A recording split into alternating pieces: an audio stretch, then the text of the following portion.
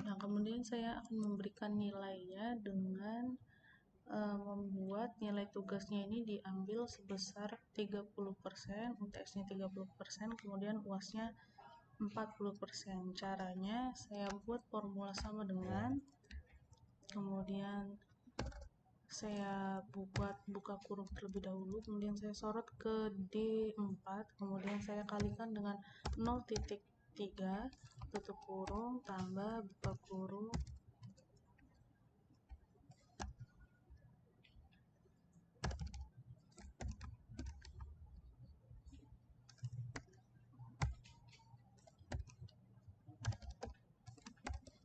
saya enter. Nah, hasilnya menjadi seperti ini. Jadi teman-teman kalau memasukkan formulanya ke baris yang mahasiswanya nomor 2 sampai dengan 12 tidak perlu, cukup diklik aktif di formula yang sebelumnya kita buat, kemudian ada tanda plus di sini, kita klik tarik tahan sampai ke bawah. Maka di sini akan otomatis nilainya juga ikut terformula seperti yang ada di G4. Kemudian untuk predikatnya saya akan buat formula if atau formula jika dengan cara sama dengan if buka kurung G4 lebih dari 85, maka nilainya A. Kemudian if buka kurung G4 lebih dari 80, maka AB, if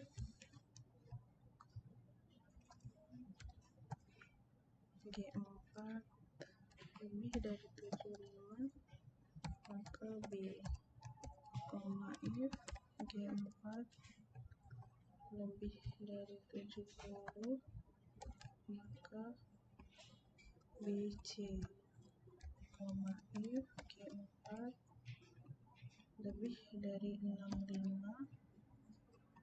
maka C,